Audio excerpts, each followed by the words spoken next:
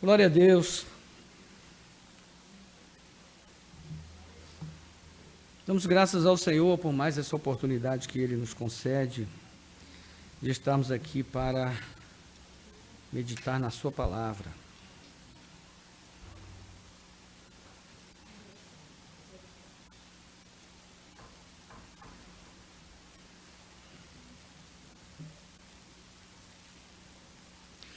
Glória a Deus. Meus irmãos, o leão está rugindo, hein?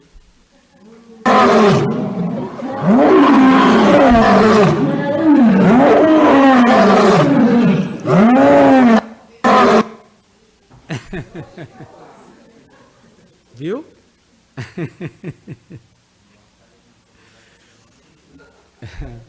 No domingo passado nós iniciamos aqui uma minissérie no livro de Amós, e vimos como ele inicia a sua profecia fazendo alusão a uma imagem muito forte e muito emblemática, que é essa imagem do leão rugindo. E na abertura do texto ele diz: o Senhor rugirá de Sião. E ele vai fazer um questionamento lá no capítulo 3, versículo 8, onde o texto diz: o leão rugiu, quem não temerá? Falou o Senhor Deus, quem não profetizará? E esse verso define a gravidade, a urgência e a seriedade dessa profecia de Amós. Então ele mesmo explica o sentido da metáfora, que é o leão rugindo significa que Deus é quem está falando ao seu povo, e ele está falando de uma maneira ameaçadora, de uma forma grave, urgente, muito séria, e todos farão bem em ouvir o rugido do leão. Então Amós é um texto muito forte, cuja ênfase vai recair justamente sobre o julgamento de Deus, as nações, mas especialmente sobre Israel. Então, nos 2 primeiros capítulos, nós falamos sobre a palavra de julgamento às nações, e essa palavra alcança o clímax na própria exortação de juízo do Senhor a Israel. É um texto muito mais longo, e nós falamos sobre como o afastamento de Deus acabou levando Israel a uma prática de maldade e injustiça contra os seus próprios irmãos.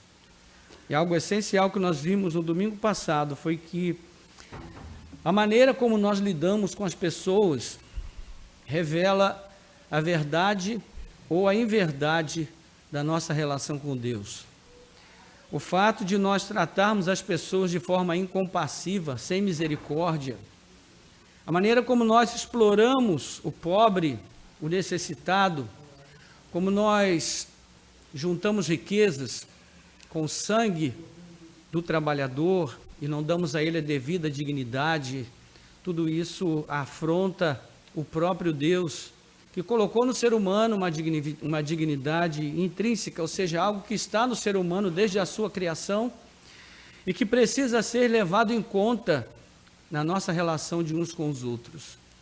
Então, isso ficou claro para nós, espero ter ficado claro no domingo passado, e vimos como o Senhor prometeu, então, acabar com essa prática desumana e escandalosa de Israel, trazendo sobre o seu povo o juízo.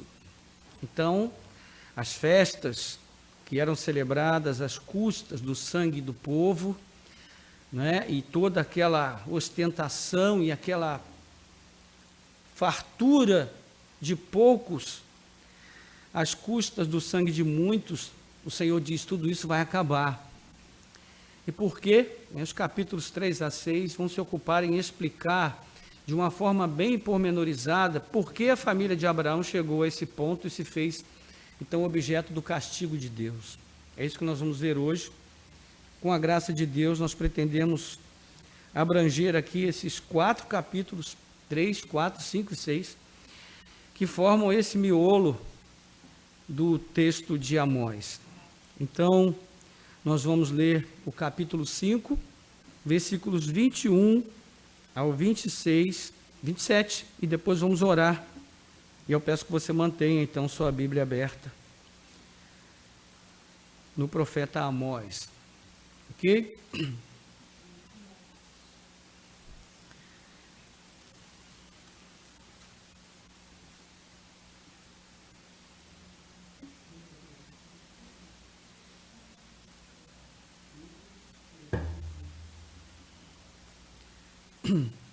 Todo mundo chegou lá?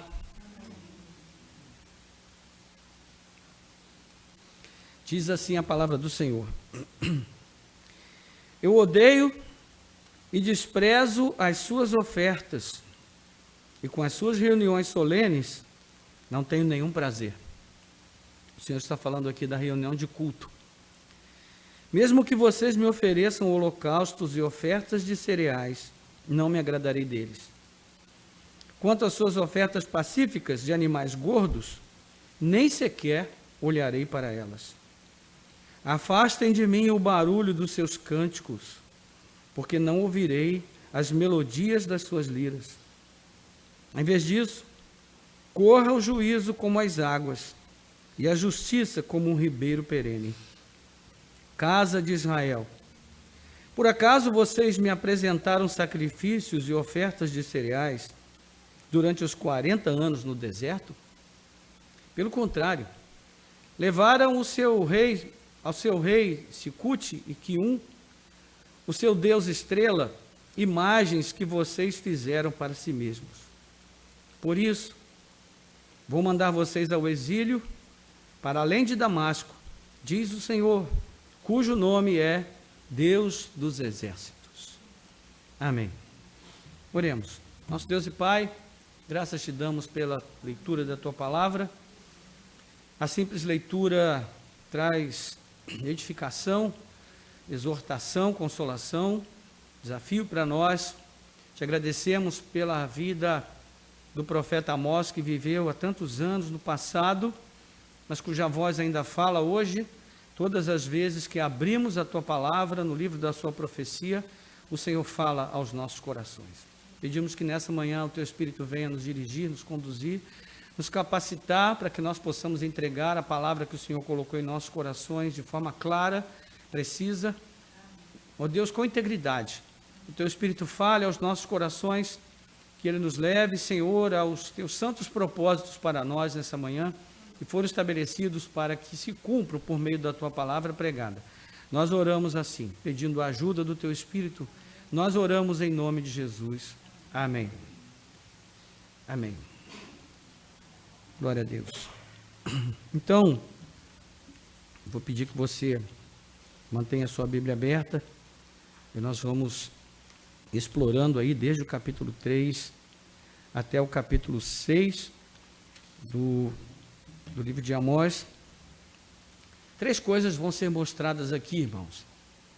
A primeira delas é que Israel recebeu de Deus uma grande vocação. Grande vocação. E essa vocação tem privilégios que nenhuma outra nação recebeu de Deus. Nenhuma outra nação. Israel recebeu essa grande vocação e com ela grandes privilégios que são ímpares. O Senhor não fez isso com nenhuma outra nação. A segunda coisa que é derivada da primeira é que essa vocação veio com grandes responsabilidades, com grandes deveres. Porque quando nós recebemos muito, certamente temos maior responsabilidade do que os que receberam pouco. Isso é um princípio que o próprio Senhor Jesus vai reproduzir nos evangelhos. E a terceira questão, que é derivada das 2 primeiras, é que o não comprometimento com essas responsabilidades acarreta consequências desastrosas para o povo de Deus. Foi assim com Israel e tem sido assim para com todos aqueles que o Senhor chama para fazer parte do seu povo. Então, primeiro, recebemos de Deus uma grande vocação. Segundo, essa vocação vem com grandes responsabilidades e deveres. E terceiro, o não comprometimento com essa responsabilidade, com esses deveres, pode trazer consequências desastrosas. Essas 3 coisas estão permeando aqui todos esses capítulos que nós vamos examinar. Então, todo esse grande bloco do centro do livro é aberto com a afirmação de que o Senhor fala agora, especialmente contra Israel, capítulo 3, versículo 1. Ouça a palavra que o Senhor fala contra vocês, filhos de Israel, contra toda a família que ele tirou da terra do Egito. Ou seja, é claro que a palavra é contra Israel. Não há nenhuma razão para engano aqui. Então, essa pequena expressão, essa pequena parte do capítulo, do versículo 1 do capítulo 3, é essencial para compreender o restante do livro, o restante do texto que nós vamos examinar hoje. E no verso 2, na parte A, né, o texto continua, ele diz, de todas as famílias da terra, somente a vocês eu escolhi. Essa pequena frase, ela vai resumir uma das verdades muito importantes, fundamentais da mensagem dos profetas, não só de Amós. Israel recebeu de Deus uma grande vocação. E nós precisamos investir um pouquinho de tempo aqui para entender bem isso. Essa afirmação, apesar da frase ser tão curta, de todas as famílias da terra, somente a vocês eu escolhi, essa frase ela vai nos remeter a duas porções muito emblemáticas da Bíblia, muito importantes, que falam sobre o desenvolvimento do plano de Deus, o plano da revelação de Deus ao seu povo. Primeiro, Gênesis 12, você vai se lembrar, Gênesis 12, nós temos o chamado de Deus a Abraão. E ali no texto, Gênesis, nós vamos ver que Deus chama, na verdade, Abrão, né? E ali o Senhor promete que a partir dele o Senhor fará uma grande nação, uma grande família, tão vasta e tão incontável quanto as areias da praia e as estrelas do céu. Então Deus antecipa essa promessa mudando o nome de Abrão, que se torna Abraão, que significa pai de multidões, sendo que naquela altura ele não tinha nenhum filho. Então, quando nós chegamos em Deuteronômio, nós já temos formada a base dessa grande família de Abraão. De Abraão ele havia passado a Isaac, de Isaac a Jacó, e Jacó foi aumentada, a família de Jacó, que desceu com 70 pessoas para o Egito, e foi aumentada exponencialmente no Egito durante 400 anos. E essa família de 70 pessoas se tornou milhares de pessoas. O Senhor tira esse grande povo da terra da servidão, debaixo do jugo de Faraó, estabelece com ele uma aliança, a mesma aliança que havia sido feita com Abraão, e agora Israel está no limiar da terra prometida, está ali a um passo de entrar na terra. Então o Senhor adverte o povo da aliança para que não se esqueça da grandeza do seu chamado, mas também das responsabilidades advindas dessa vocação. E Deus faz isso com uma ressalva muito clara em relação à origem de Israel. Depois, se você consultar em Deuteronômio capítulo 8, versículo 6, o Senhor diz assim, 6 a 8, porque vocês são o povo santo para o Senhor, seu Deus. O Senhor, seu Deus, os escolheu para que de todos os povos que há sobre a terra, vocês fossem o seu próprio povo, um povo particular, peculiar. O Senhor os amou e os escolheu, agora veja bem, não porque vocês fossem mais numerosos do que os outros povos, não porque vocês fossem um povo numeroso, mais numeroso que os outros povos, não porque houvesse mérito em vocês, mas, apesar de vocês serem o menor de todos os povos, o Senhor os escolheu porque o Senhor os amava e para cumprir o juramento que havia feito aos pais de vocês. Então essas são as duas razões pelas quais o Senhor trouxe essa grande vocação a Israel. Porque o Senhor os amou e porque o Senhor desejava ser fiel ao juramento que ele havia feito aos pais, no princípio, Abraão, Isaque e Jacó.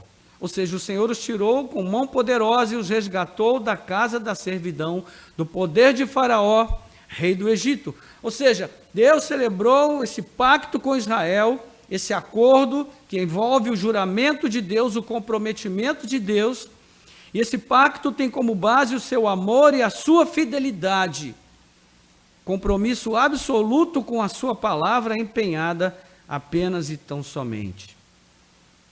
E é nesse mesmo nível que Deus espera que o povo se comprometa com Ele, em caráter absoluto, não relativo. Então, nesse mesmo contexto, o Senhor traz um aviso de grande importância. Ele diz: lembrem-se de todo o caminho pelo qual o Senhor, seu Deus, os guiou no deserto durante esses 40 anos, para humilhar vocês, para pôr vocês à prova, para saber o que estava no coração de vocês, se guardariam os seus mandamentos ou não.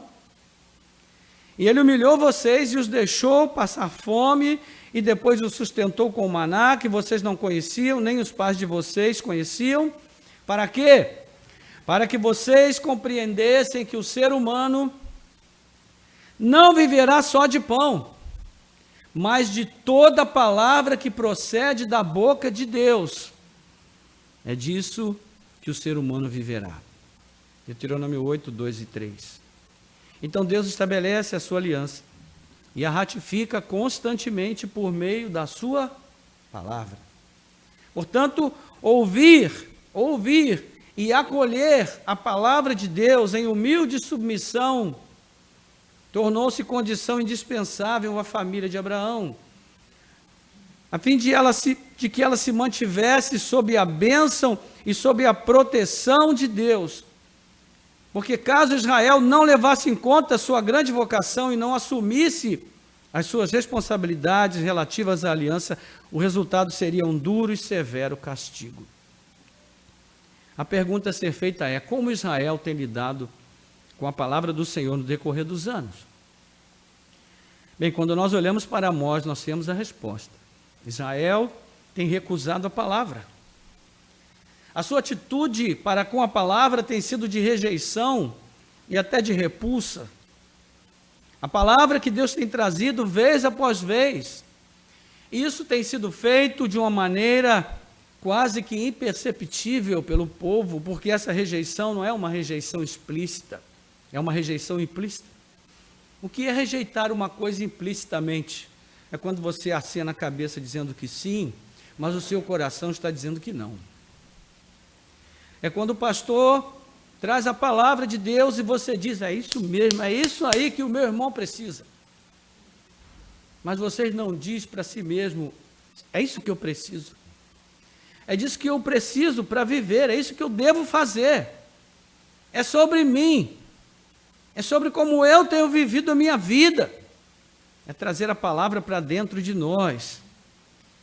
Porque, meus irmãos, é por isso que o profeta avisa que o Senhor vai punir o seu povo. O leão está rugindo contra Israel. Mas será que tem alguém ouvindo? Então, versículo B diz: portanto, eu os punirei por todas as suas iniquidades.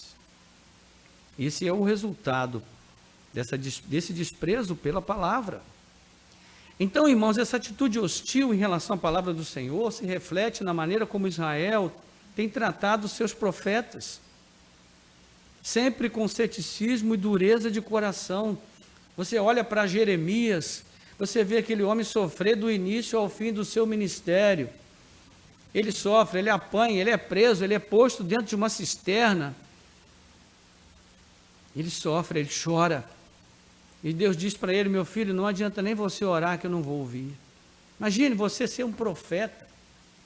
Imagine o Senhor dizer para você o que disse para Ezequiel: Ezequiel, você vai profetizar, mas esse povo não vai te ouvir, porque eles têm um coração duro. Olha que santa vocação, hein? Imagine o Senhor te chamar para te dizer: olha, o teu ministério vai ser muito bem sucedido, porque você vai pregar, você vai falar e ninguém vai te escutar. Imagine. Então, é assim que tem sido a vida dos profetas.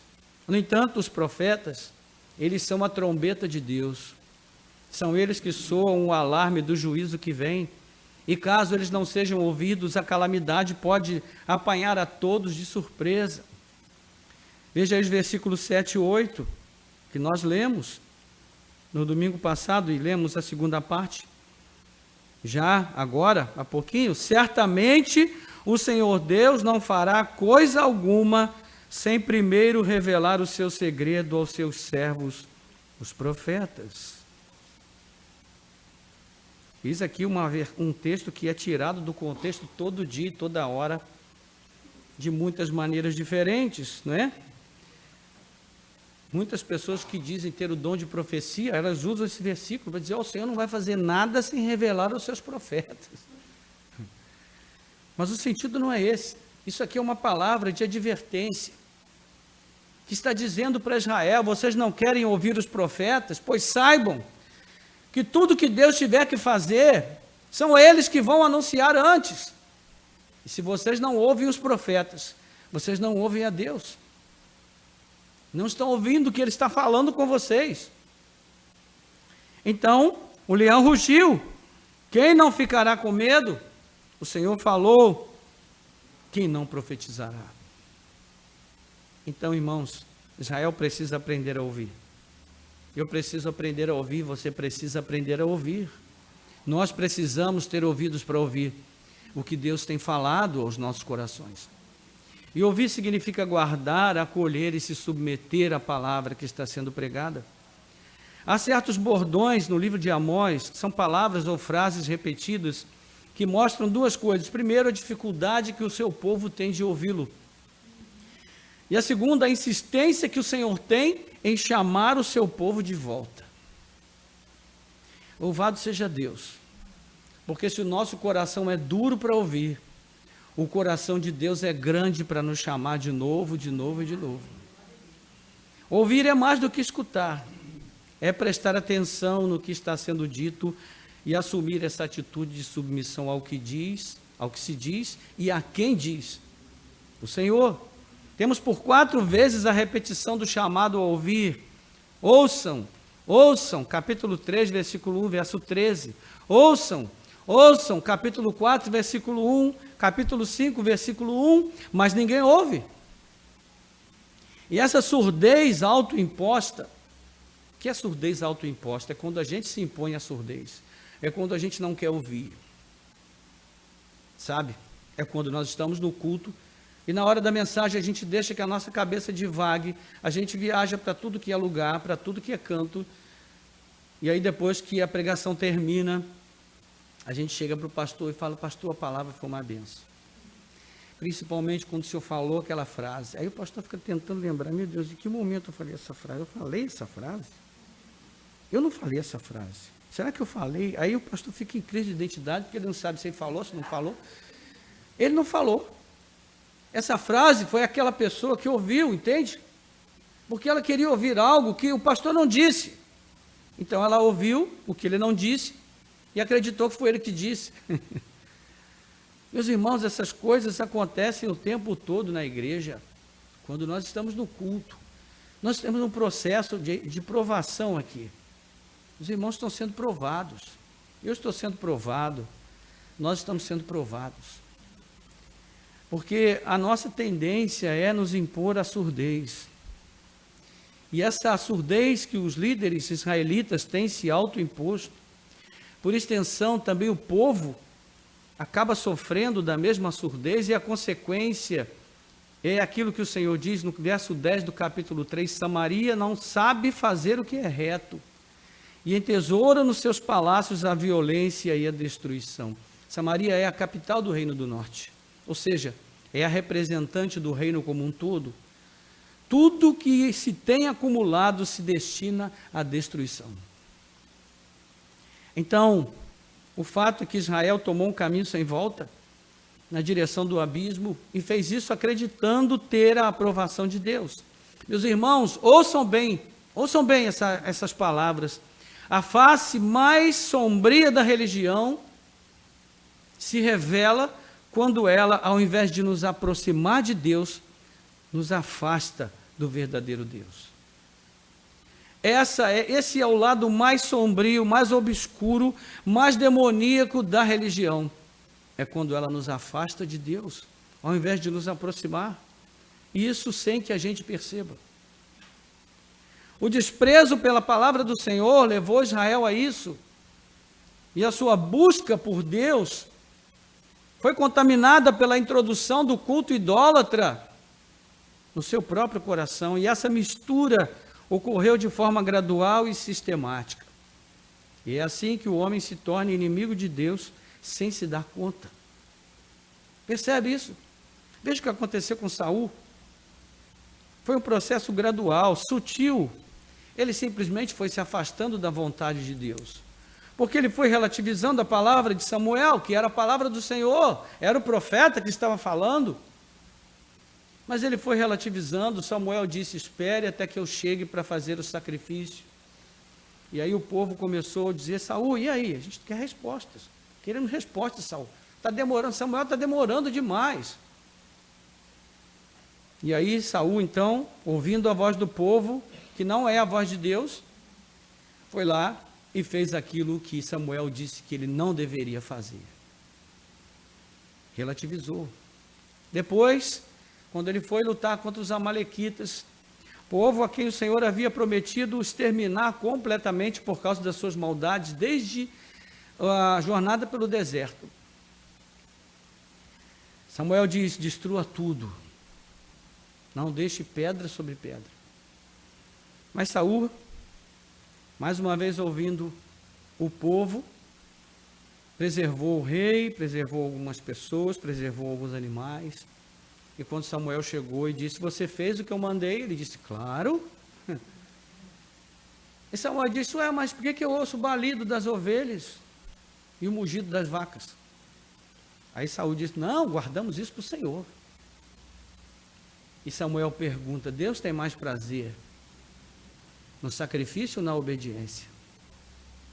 Obedecer a Deus é melhor do que sacrificar. E naquele momento o Senhor diz para Saul: rasguei o reino da sua mão e entreguei a outra pessoa. Então é um processo, meus irmãos, é gradual. E foi o que levou a rebeldia o povo de Israel, e foi o que levou o povo a viver essa rebeldia como uma doença incurável. Nem o remédio mais amargo seria eficaz.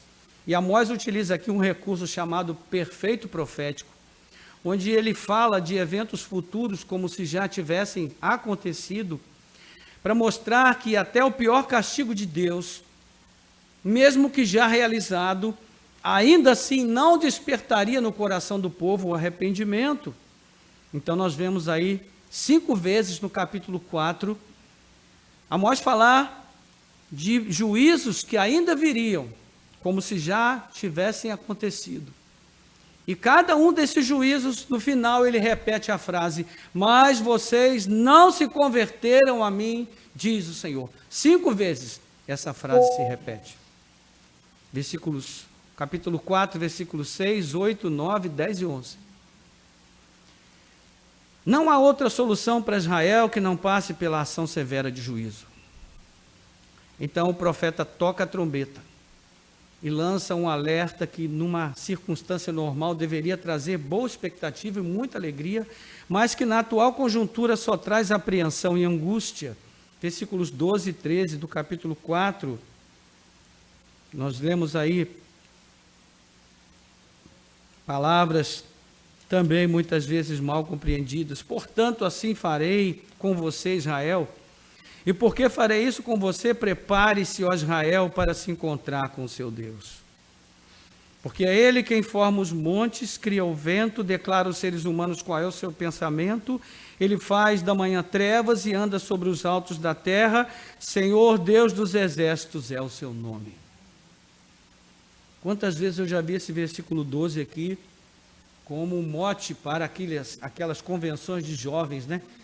Encontro de juventude: prepara-te, ó Israel, para encontrar com o Senhor teu Deus.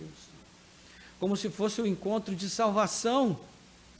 Mas aqui, meus irmãos, Israel vai encontrar com o Senhor no campo de batalha. E quando Israel chegar, Deus vai estar do outro lado. E olha, não tem coisa pior do que encontrar com Deus se Ele for o nosso adversário. É melhor não encontrar. é melhor você pedir a Deus que não promova esse encontro.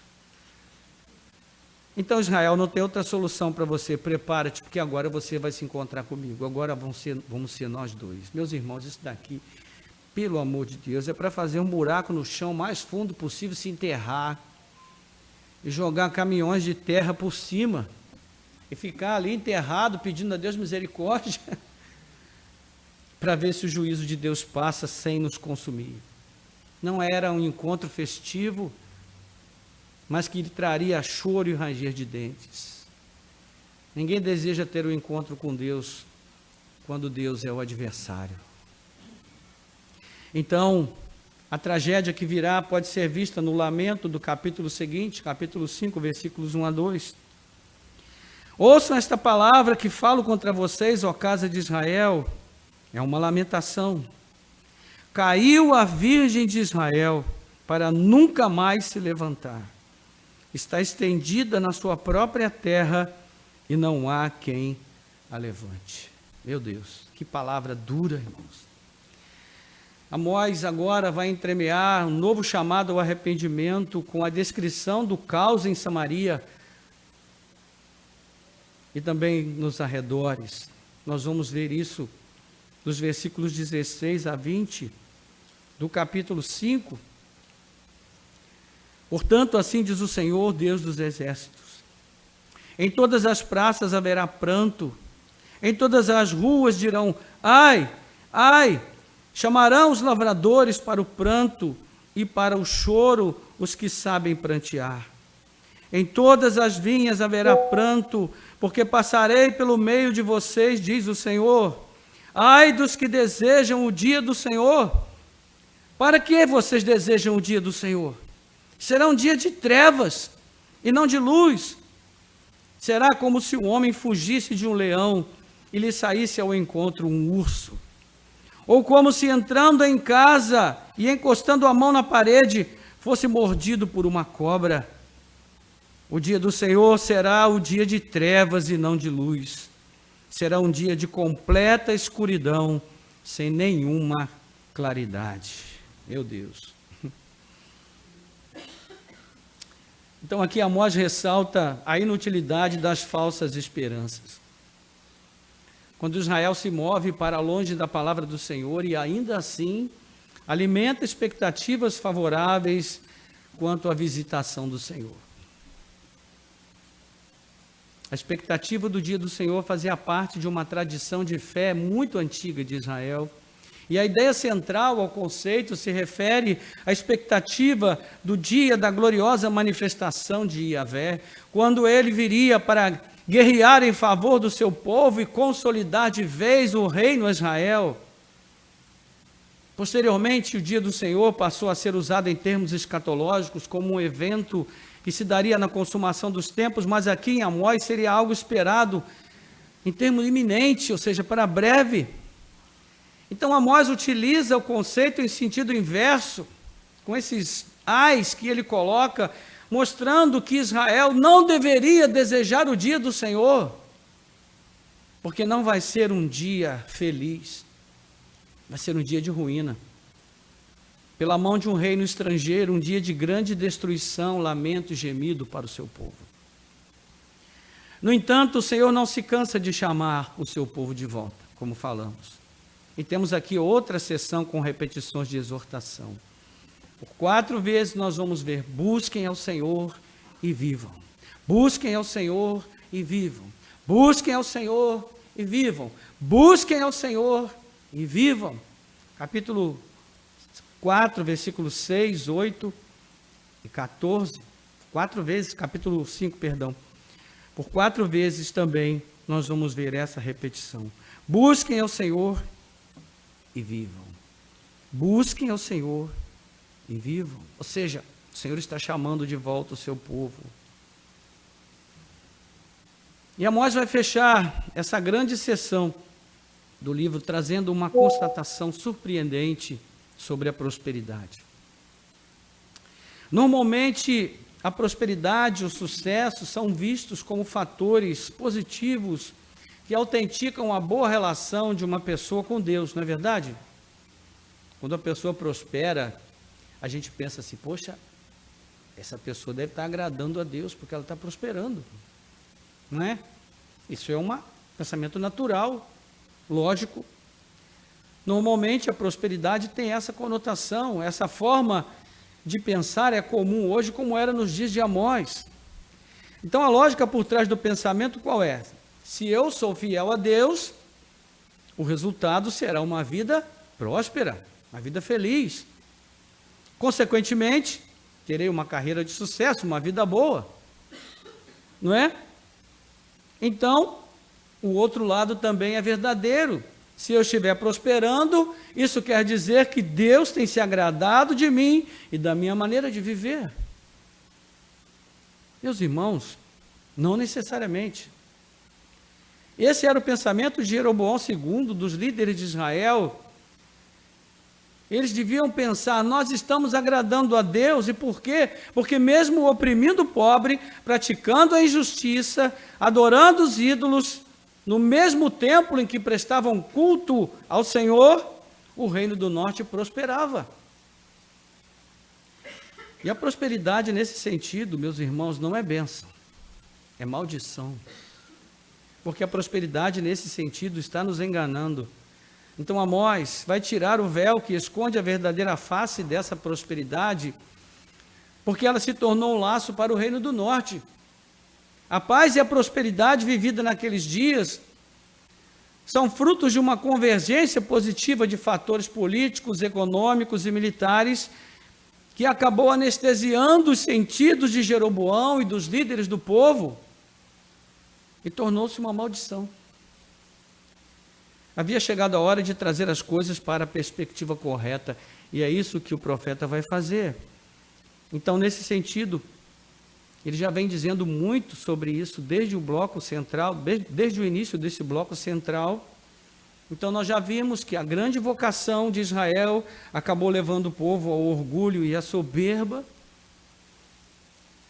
No capítulo 4, versículos 1 a 3, o profeta vai usar uma imagem muito forte e muito ofensiva, quando ele se refere aí às vacas de Bazã.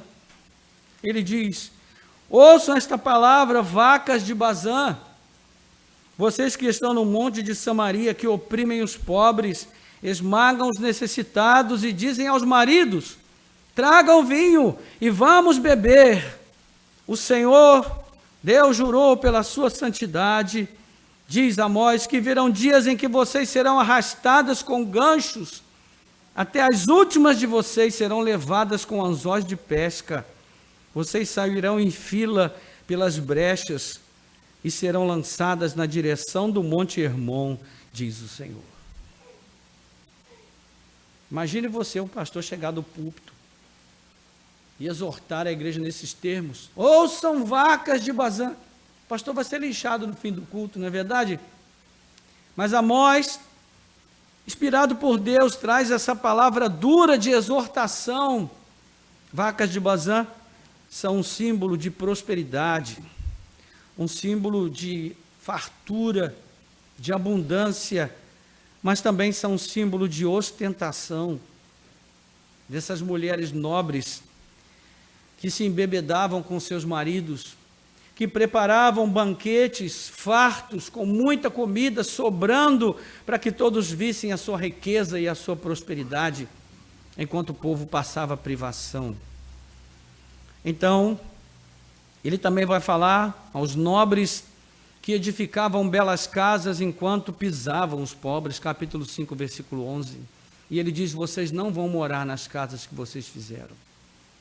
O capítulo 6 traz um último oráculo de Ai, mostrando a falsa sensação de segurança que enganava esses líderes. São chamados aqui, ironicamente, de homens notáveis. Capítulo 6, versículo 1, que os enganava, essa sensação de que eram importantes. Os sinais de engano estão sendo vistos onde, irmãos? Na prosperidade, na fartura, na vida boa, né? Desses magistrados, desses poderosos que comiam lagosta, que tomavam champanhe, que se embriagavam. e que não atentavam para a verdade a respeito do que estava acontecendo. Então, o profeta traz várias advertências aqui no capítulo 3. Vocês imaginam que o dia mau está longe? Pois saibam que as obras de vocês estão trazendo para perto esses dias maus. Vocês dormem em camas de marfim e se espreguiçam, comem carne suculenta, versículo 4. Vivem cantando até sem motivo, entoando salmos, imitando Davi como se fossem justos, versículo 5. Se entregam ao vinho e se perfumam com excelentes aromas, versículo 6. Em que resulta toda essa prosperidade? Todos esses que agora riem, se divertem, que se regalam, eles serão os primeiros a serem levados ao cativeiro, versículo 7 do capítulo 6. Mais uma longa descrição do juízo por vir. Nós vamos ver do verso 8 ao 14 do capítulo 6. Então Israel se gaba por ter conquistado nada, que é descrito aqui, versículo 13, na figura de Lodebar, que era um lugar de ninguém, era uma terra de ninguém. Uma terra de bandidos, uma terra de malfeitores, uma terra onde os piores tipos de pessoas viviam, de miséria. Então, meus irmãos, Israel se gaba por não ter conquistado nada com as suas próprias forças. O Senhor vai trazer a Assíria, que se tornará o grande opressor de Israel. Versículo 14. Pois eis que trarei contra vocês, ó casa de Israel, uma nação que os oprimirá desde a entrada de Ramate até o ribeiro da Arabá, diz o Senhor, o Deus dos exércitos. E nós devemos então considerar os fatores que levaram Israel a esse nível de apostasia. E para isso nós precisamos voltar agora à questão da falsa religião. Quando foi que Israel iniciou o caminho que culminou nessa apostasia tão grande, meus irmãos? Terá sido ontem? Antes de ontem? A resposta a essa pergunta se encontra ainda na divisão do reino de Israel em norte e sul, 1 Reis capítulo 12. A pergunta é, qual foi a causa da divisão? Você poderia dizer, foi aquele malvado daquele Jeroboão, que não se submeteu a Roboão, filho de Salomão, e dividiu o reino. Se nós fizermos uma leitura atenta, vamos ver que não. O grande responsável por tudo isso se chama Salomão, o homem mais sábio que o mundo já conheceu. Depois você pode conferir 1 Reis capítulo 11, versículo 30 a 33. Por causa da idolatria de Salomão, o Senhor diz, por causa da idolatria de Salomão, eu vou dividir o reino em dois. Vou entregar 10 tribos nas mãos de Jeroboão, e Roboão ficará com apenas 2 tribos. O povo foi até Roboão e disse, diminua o peso dos impostos de sobre os nossos ombros. Mas Roboão disse, não, o déficit público está grande. O rei está gastando mais do que arrecada. O rei está correndo o risco de ser impedido de governar. Vão pedir o impeachment de Roboão. Então temos que aumentar os impostos. Vamos aumentar. Então o povo se rebelou. E todos esses fatores somados trouxeram Jeroboão de volta do Egito, para onde ele havia fugido com medo do próprio Salomão. E ele é proclamado rei do norte pela vontade de Deus. Então, meus irmãos, essa divisão veio do Senhor para chamar Israel de volta para o caminho. E todas as possibilidades estavam sobre a mesa naquele momento para Jeroboão.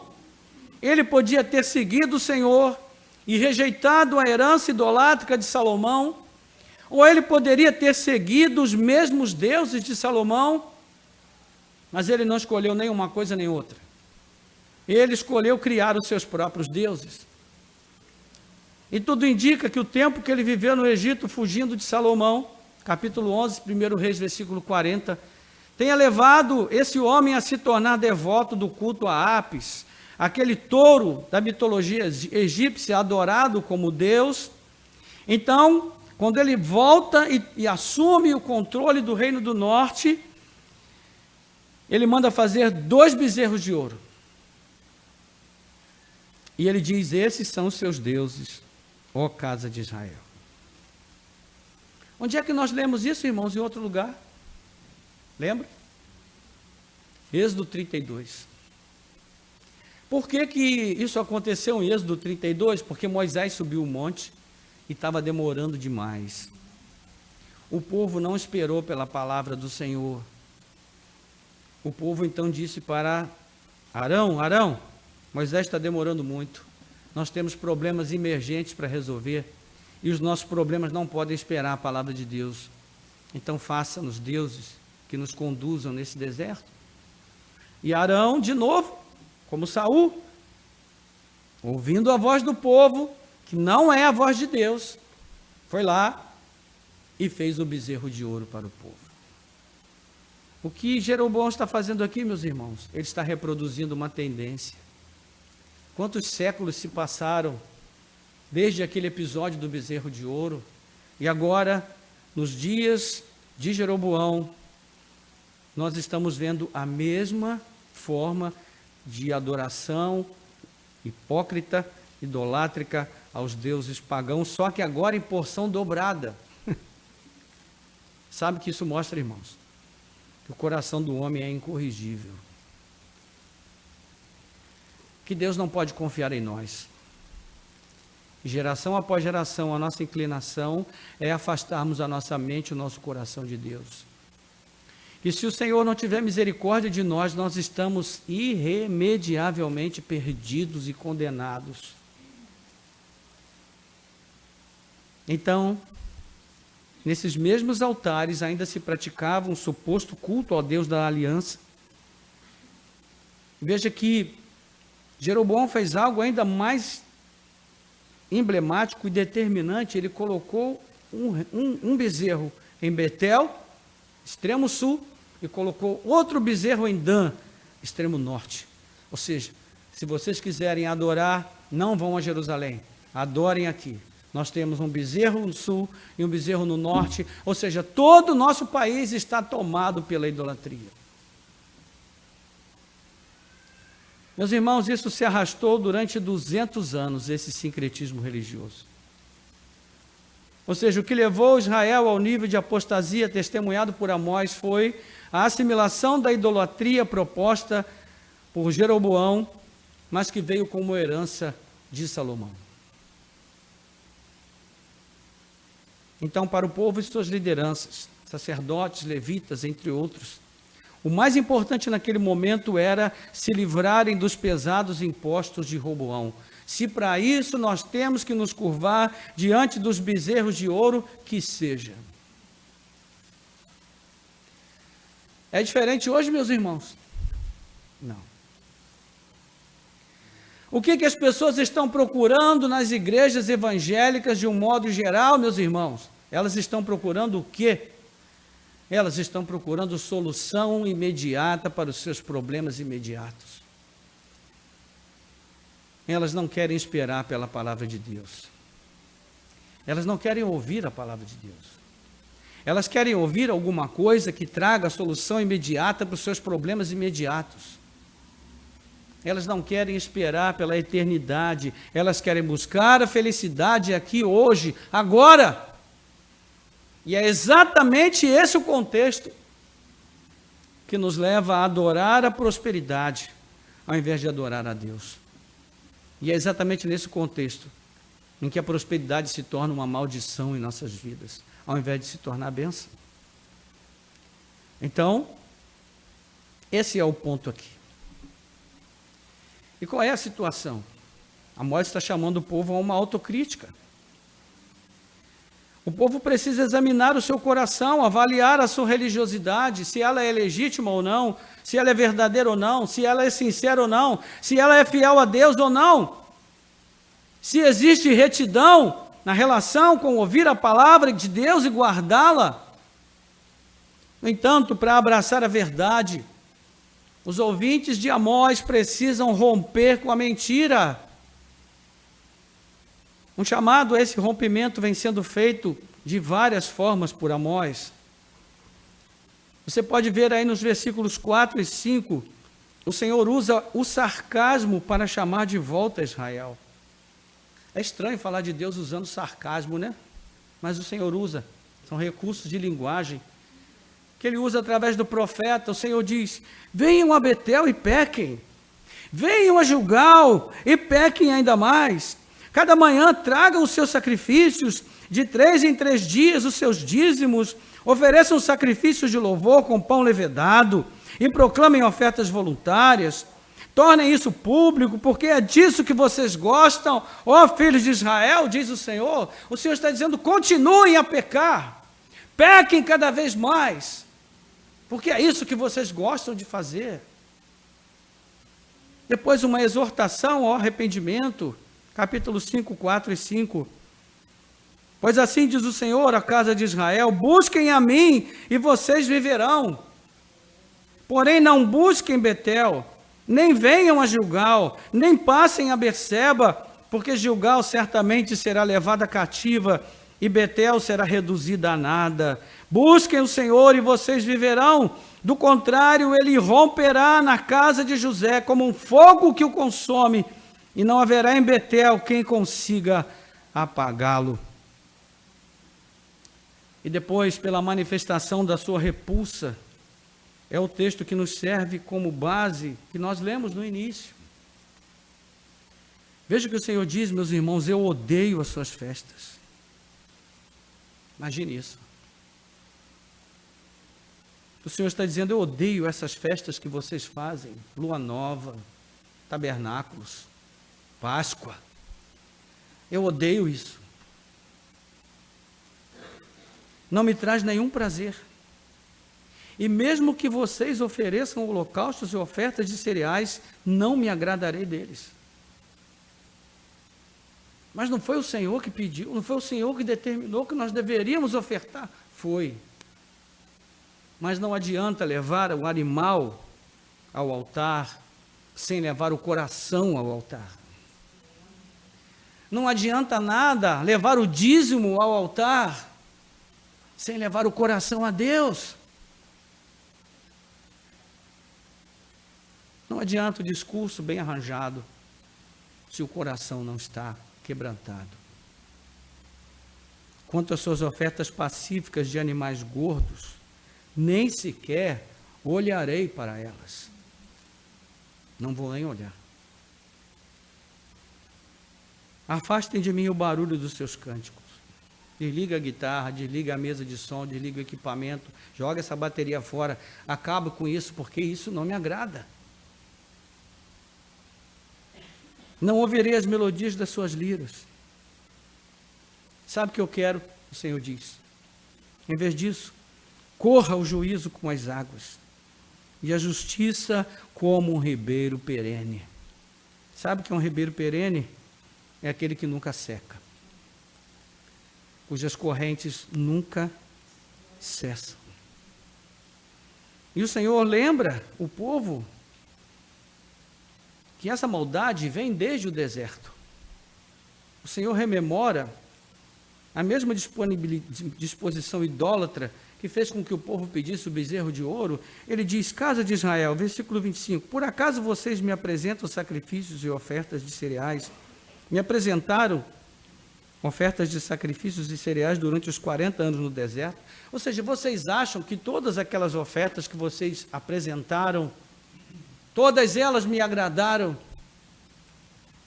Pelo contrário, versículo 26, vocês levaram o seu rei Sicute, o seu rei Quium e o seu Deus Estrela, imagens que vocês fizeram para si mesmos. Por isso vou mandar vocês ao exílio para além de Damasco. Damasco era a capital da Síria, que era a região limite, que demarcava ali o limite entre o reino assírio, né, e o lado que era do outro lado do rio Eufrates, e a região que iria dar acesso à Palestina, Israel. Então o Senhor diz: eu vou levar vocês para além do Eufrates, vocês serão levados para a Síria como cativos. Nesse momento, o Senhor estabelece um padrão para Israel. O culto verdadeiro deve ser restituído. Esse culto é representado aqui pelo chamado à prática daquilo que mais tem sido negado por Israel na sua vivência diária, o juízo e a justiça. Afastem de mim o barulho dos seus cânticos, porque não ouvirei as melodias das suas liras. Ao invés disso, corra o juízo como as águas, e a justiça como o ribeiro perene. Essas palavras, juízo e justiça, determinam a essência da verdadeira fé, que é conectada ao Espírito de Deus. Porque elas expressam princípios de vida que governam as pessoas que realmente vivem guiadas pelo Senhor, pelos termos da sua aliança. Justiça é tzedekah, que fala de uma relação correta com as outras pessoas com base na lei do Senhor. Ou seja, eu acato as palavras de Deus, eu guardo no coração as palavras da sua aliança, e são essas palavras que guiam a minha forma de lidar com você, meu irmão, meu igual. Por isso eu procuro praticar a justiça, a verdade e a retidão. Por isso eu procuro ser honesto com você, eu procuro ser decente com você, eu procuro ser digno com você, porque eu temo a Deus. Porque a palavra do Senhor está entranhada no meu coração. É por isso. Não tem nada a ver com você, com o que você faz ou deixa de fazer. Tem a ver com o meu compromisso com Deus. Meus irmãos, imaginem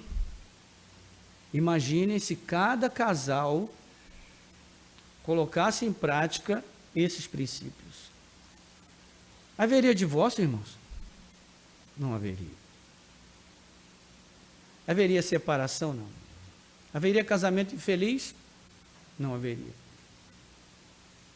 O problema é que o nosso coração é duro. Nós não colocamos em prática. Então nós acabamos lidando com o outro não em função do que Deus nos diz para fazer, mas em função do que a reação do outro desperta na gente. Nós queremos vingança, nós queremos impor a nossa vontade, nós queremos que a nossa palavra seja a última e tenha peso, nós queremos buscar a felicidade para nós mesmos.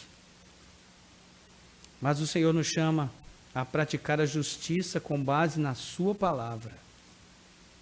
Juízo é mishpat, que diz respeito a julgar retamente e corrigir o que é injusto. Entende? Ou seja, julgar retamente por meio da palavra daquele que é o único juiz reto que existe, que é o próprio Deus. Corrigir o que é injusto. Procurar corrigir as questões de injustiça que eu vejo no mundo. Meus irmãos, quando nós trazemos itens para cesta solidária da igreja, nós não estamos fazendo caridade. Nós estamos obedecendo a palavra de Deus. Nós estamos sendo fiéis à palavra de Deus. Nós estamos tentando corrigir a injustiça desse mundo. É o que nós estamos fazendo. Não vamos conseguir fazer isso na vida de todo mundo, mas vamos conseguir fazer na vida de algumas pessoas. Lembre-se da história do beija-flor, que está ali tentando apagar o incêndio da floresta, carregando um pouquinho de água de cada vez. Se todos os pássaros da floresta fizessem a mesma coisa, se todos os animais da floresta fizessem a mesma coisa, o incêndio seria apagado. Mas pelo menos tem alguém fazendo alguma coisa.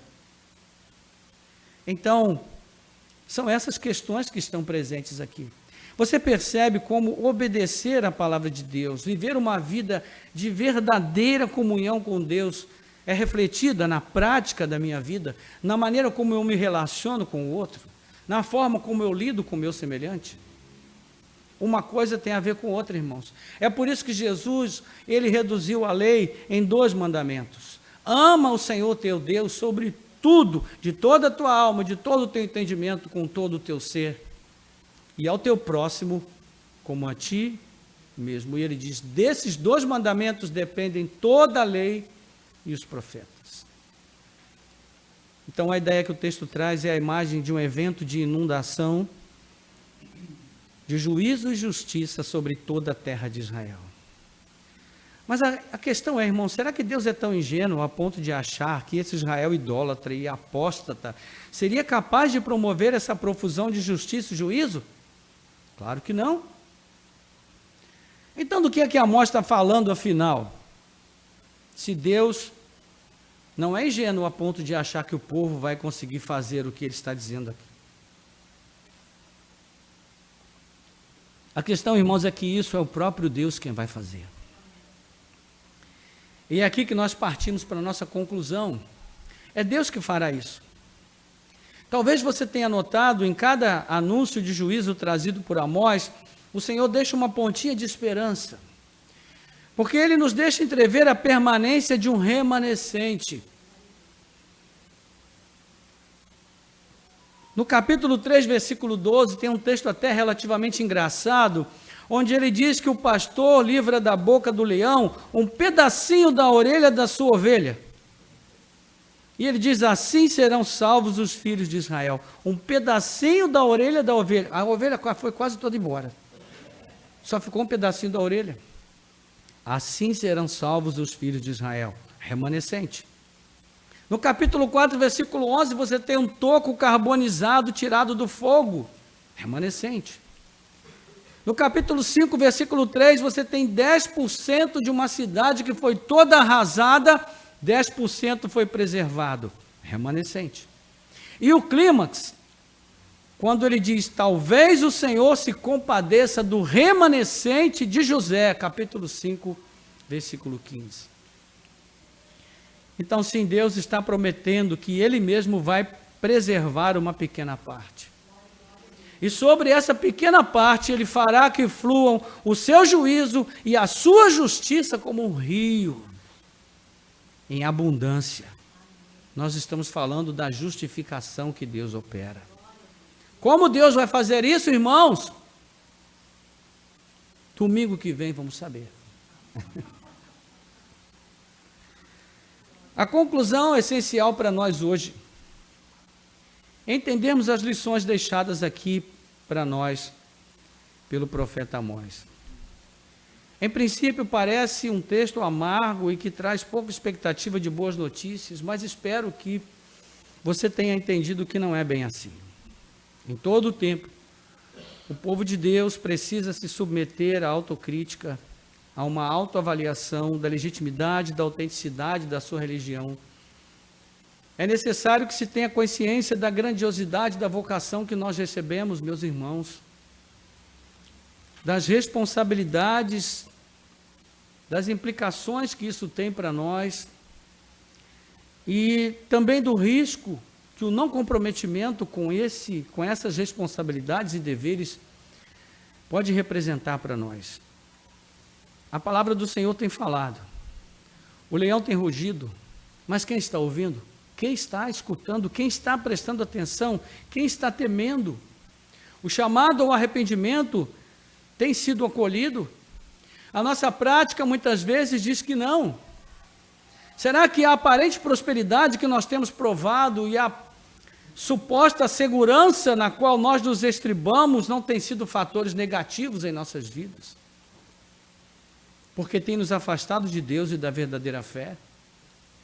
Meus irmãos, é por isso que o Senhor permite que hajam situações de sofrimento em nossas vidas, porque o sofrimento, ele nos traz para um mundo real. O sofrimento tira as nossas falsas expectativas. O sofrimento nos ajuda a entender que nós só podemos confiar em Deus. Não podemos confiar nos bens, na riqueza. Não podemos confiar na prosperidade. E a primeira coisa que nós precisamos fazer quando prosperamos é nos perguntar se a nossa prosperidade tem glorificado a Deus ou tem nos afastado de Deus. Devemos olhar para a profecia de Amós e entender que as ameaças de juízo da parte de Deus são sempre o outro lado da sua misericórdia e da sua graça, porque, meus irmãos, se Ele está nos advertindo, se Ele está nos chamando, louvado seja Ele por isso. Significa que Ele não esqueceu de nós, que Ele ainda não nos entregou a nossa própria maldade e ao nosso próprio pecado. Esse é um ato de graça. Quando somos advertidos, devemos nos alegrar, porque isso significa que o Senhor ainda nos espera de volta em sua presença real. E ao avaliarmos a nossa própria condição, à luz desse livro profético, nós somos levados a confessar que nós também não temos praticado a justiça e o juízo. Se nos avaliarmos direitinho pela letra da lei, certamente concluiremos: miserável homem que sou. Quem me livrará do corpo dessa morte? Mas também podemos dizer: graças a Deus por Cristo Jesus, nosso Senhor, que tomou o nosso lugar, que sofreu o nosso juízo. Podemos olhar para a cruz e ver que ali no Filho de Deus foi condenada toda essa maldade e toda essa dureza de coração que nós temos muitas vezes demonstrado perante o Senhor. Ali nós fomos libertados dos ídolos mudos, fomos justificados e aceitos na presença de Deus. E meus irmãos, nesse sentido, então, a título de aplicação, eu quero pensar nesses 3 pontos que nós destacamos desde o início e aplicá-los a cada um de nós. Primeira coisa, você tem consciência do que Deus tem feito na sua vida? Você tem procurado ter essa consciência, tem procurado aprender com a palavra de Deus o valor sublime daquilo que o Senhor tem concedido a você. Você é um filho de Deus.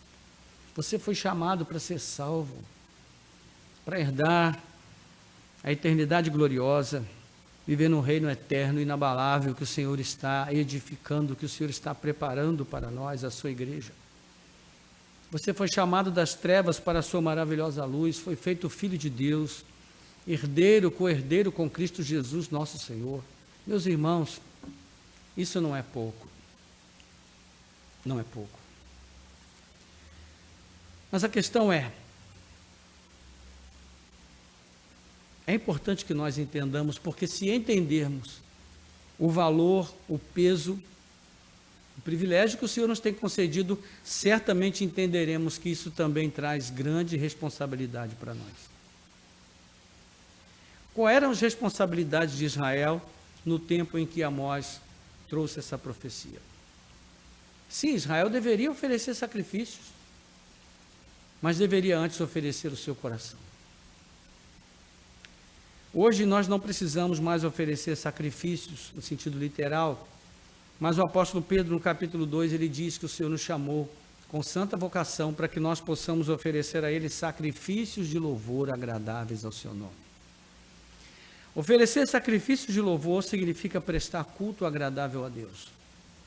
Significa honrar o Senhor com as nossas vidas, com o nosso culto. Significa que nos dias de culto da minha congregação, eu tenho compromisso e responsabilidade de estar presente para fazer aquilo que me cabe fazer. Oferecer a minha vida em sacrifício vivo, puro, santo e agradável a Deus. Não estou fazendo nenhum favor.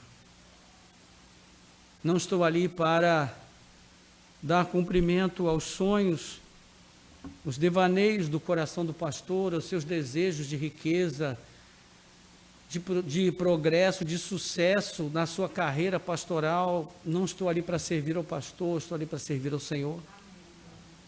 Mas sirvo ao Senhor servindo aos meus irmãos, servindo à igreja, servindo a homens. É assim que vive a igreja de Cristo, meus irmãos, nesse mundo. Cada um responderá por si mesmo a Deus, não é? Então, é isso que a Bíblia espera que nós façamos, que nós sejamos seres de resposta. Resposta diante do que Deus tem dado, daquilo que Ele tem nos concedido como privilégio, atendendo às nossas responsabilidades. Quando nós falhamos com a nossa responsabilidade, não é com o pastor, com a igreja, com o ministério, é com Deus que nós estamos falhando. O leão está rugindo, ele está chamando, e o seu rugido é ameaçador. Porque, meus irmãos, haverá um tempo em que a palavra de Deus não mais falará aos nossos corações. Nós vamos ver isso na semana que vem. Então devemos aproveitar a oportunidade enquanto ela ainda está falando. Enquanto o leão ainda está rugindo, porque é o tempo de oportunidade para nós. E por fim, devemos ter consciência, irmãos, de que há consequências em não responder a Deus, em não fazer aquilo que Ele espera que façamos, que Ele quer, que determinou que seja feito por nós. Então que nós tenhamos também em conta isso. Vivemos na graça, sim, mas não é graça barata, não. Não deve ser negligenciada, não deve ser diminuída no seu valor, no seu peso e na responsabilidade que nos advém dessa mesma graça. Curve sua cabeça, nós vamos orar. Nosso Deus e Pai, graças te damos pela tua palavra. Obrigado, Senhor, porque ela tem mais uma vez falado aos nossos corações e tem trazido, Senhor, boas notícias, mas também tem trazido advertências e exortação. Obrigado porque o Senhor tem falado, obrigado porque o leão está rugindo, obrigado porque a tua palavra está falando e ela está nos chamando de volta ao culto verdadeiro, à religião verdadeira, aquela, Senhor, que oferece antes do sacrifício o coração, a alma, o ser rasgado, aberto, exposto diante do teu altar como um sacrifício vivo. Quando nós sacrificamos, ó Deus, tudo aquilo que temos e que somos para o teu louvor e para a tua glória. Quando nós destronamos do nosso coração todos os deuses pagãos, os deuses da modernidade que nós adoramos junto contigo, promovendo esse culto misto no nosso coração. Ó Deus, os deuses do comodismo, do consumismo, do materialismo, do hedonismo, quando nós, ó Deus, priorizamos o prazer, o entretenimento, a busca da nossa felicidade particular, em detrimento da felicidade dos outros, do direito dos outros, e do teu direito como nosso Deus de receber aquilo que pertence a ti, Senhor. E nós não podemos guardar para nós, porque não queremos viver como aquele povo ali nos dias de Malaquias, roubando do Senhor aquilo que te pertence, o nosso culto, o nosso coração, a nossa adoração, o nosso ser rendido diante da tua presença, Pai, porque nem mesmo, Senhor, os nossos sacrifícios, as ofertas, os dízimos que te entregamos, nada disso pode preencher no teu coração, ó Deus, e no teu prazer, o lugar de um coração totalmente rendido a ti, Senhor. Então que nós possamos, como Cristo nos ensinou, fazer essas coisas, sem esquecer daquelas que são essenciais. Ajuda-nos, ó Deus, a praticarmos esta verdadeira fé, a não colocarmos as nossas esperanças na ilusão das riquezas, a não deixarmos que a prosperidade que o Senhor tem permitido que nós desfrutemos, venham, Senhor, embaçar a nossa visão, para nos fazer achar que nós estamos prosperando porque merecemos, porque somos bons, e a prosperidade é um sinal de que o Senhor está se agradando de nós, porque pode ser que não. Então que nós possamos buscar o caminho do autoexame nessa manhã, à luz da tua palavra, porque a tua palavra é a lupa que coloca, Senhor, a devida perspectiva daquilo que nós devemos ver e como devemos ver e enxergar em nossas próprias vidas, Pai. Leva-nos a esse lugar de arrependimento e de quebrantamento, para que ali haja cura e restauração da parte do Senhor sobre as nossas vidas. Ó Senhor, nós te pedimos, te agradecemos porque temos feito parte do remanescente, a quem o Senhor tem preservado, e com isso, Senhor, nós possamos te honrar e te glorificar com as nossas vidas, com todo o nosso ser. Nós te pedimos e agradecemos, em nome de Jesus. Amém. Glória a Deus.